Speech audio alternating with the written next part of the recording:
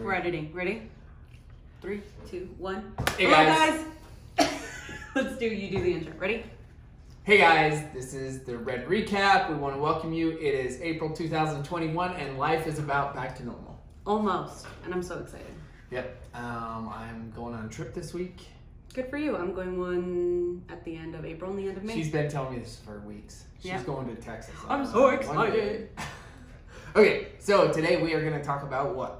We're going to talk about what to do when your ads aren't working and how to figure out if your ads aren't working. Okay.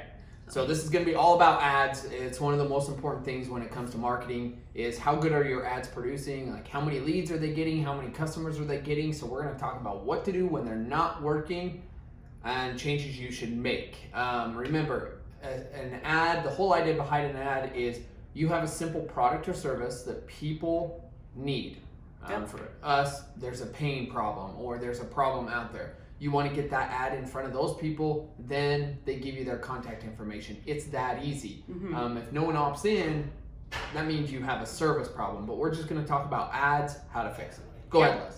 Yeah, so the biggest thing when I hear doctors talking to me when we're on calls about marketing is my ads don't work. Facebook sucks. So the very first thing is I ask is what Jace mentioned, well, what are you offering people? Yeah.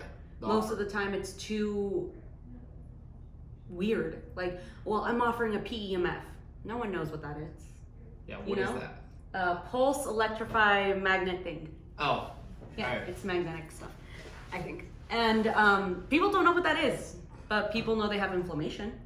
Okay. People know that their bodies are hurting. People know that their stomach doesn't agree when they eat dairy, but they don't know what the solution is, if that makes sense. So the first thing I look at is what are you offering? When people come back and say, well, I'm offering a complimentary consult. Okay, for what? For knee pain. Perfect. So then I look at the ad, I look at the landing page, and I see how many people are clicking on the ad and how many people are taking action. So completing, becoming a conversion, becoming a lead. Usually when you have a lot of link clicks, but no conversion, your messaging is getting some sort of engagement. Yeah. Whether it's your words, your picture, graphics, stuff like that, something's positive there. People are clicking on it. But then when you look at, well, I only got one conversion and 100 people clicked on my ad, then you have a landing page issue. Yeah. It's just as simple as that to kind of figure out where the bottleneck is. Yeah, and I always look at, I'm a big stickler on the offer. You have to have good offers. You'll notice people may be looking at your ads and they'll see 1 ad, 2 ad, 3 ad, and then you throw out a really good offer, they'll come in. A complimentary offer is okay. I love it for services that insurance covers. Okay. Love it. But if it's for a cash paid modality, you have to do a paid consult. Yeah, one that weeds them out. So if you're running free consultations for cash pay, what you're going to do is get a lot of bad leads that just don't convert, and then we have to hear you whine because your leads are not converting. But that's an easy fix. That's an offer problem. Yeah, you just go back to the offer.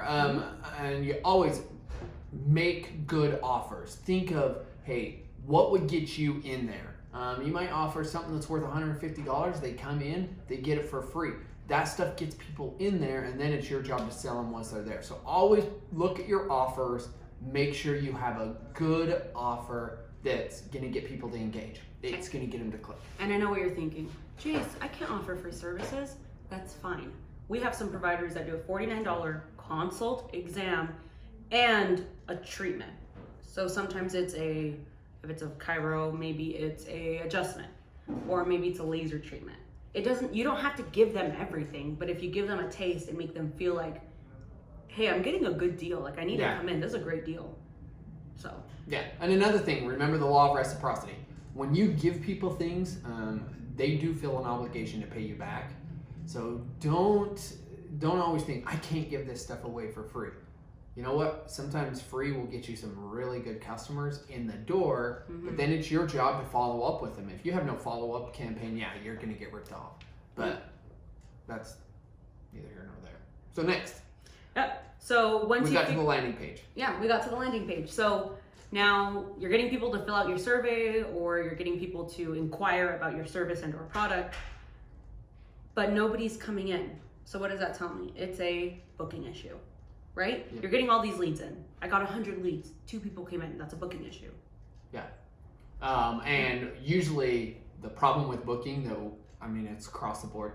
If you're not following up within 5 minutes of these leads, you're not getting them in. The numbers drop off drastically, like almost 30, 40, 100, up to 100%, where if you follow up within 5 minutes, you will get a hold of that person. Oh, yeah. And a lot of times that's the complaint is, we can't get a hold of these. Well, are you following up within 5 minutes? No. Trust me, if you follow up within 5 minutes, you will get a hold of 100% more than you're doing. Oh, yeah. It's stupid crazy. And we don't just say these things to say it. I did. Actually. Keep going. Keep talking. I'm going to show you. You're going to show guys. the stats? Okay. I'm going to show stats. Like, we do this. Like, we have a call floor. We know the numbers behind it. If people are not being called within 5 minutes, if they're not being called multiple times, and I'm talking physical calls, not just texts and emails, like an actual contact. I hope you can see that. Okay. So basically it says if you call within 5 minutes, so I'm going to give you, it's a 100x rule. If a company attempts a phone contact within 5 minutes after lead submission, the odds that the lead is contacted are 100 times greater than if they were contacted 30 minutes after submission. Okay, and we run those stats, and it is really important. We have some guides if you want to check out on our website. Actually, this guide that talks about calling. Another thing is 6 attempts.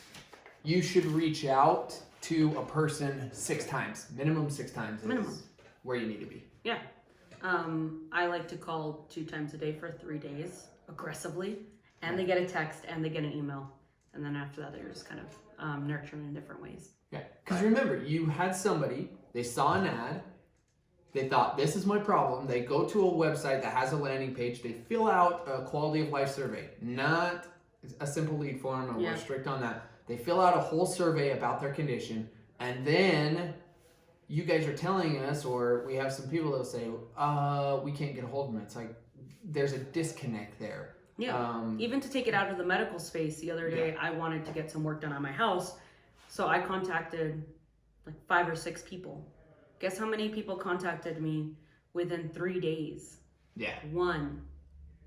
I have the same thing. And that's the person I went to. They were the only people that got back to me. Yeah. So, like, it's a competitive space. If someone has a knee problem, chances are you're not the only person that they're contacting. And it's it's just a speed game. Whoever gets to the person first gets them. Yeah. Yep. And I run into that all the time. House services are the same. Yeah. I ended up being in my... It's for everything. Hair. I texted 10 hair ladies. One person texted me back and I gave her $400. Like, it's just like a simple thing. Put it this way. I ended up... Do you guys know what a sub pump? Do you know what a sub pump is? Yeah, it's connected to the toilets of the house. Oh, well. Put it this way. All your stuff goes into the toilet. And then if your house is below the road, it goes into a sub pump, which is just a tank that has a grinder that shoots it back up to the road. Okay? Your poop grinder. Yeah, that's just disgusting. Don't even say that. But let me tell you what happened. So I've done this twice now.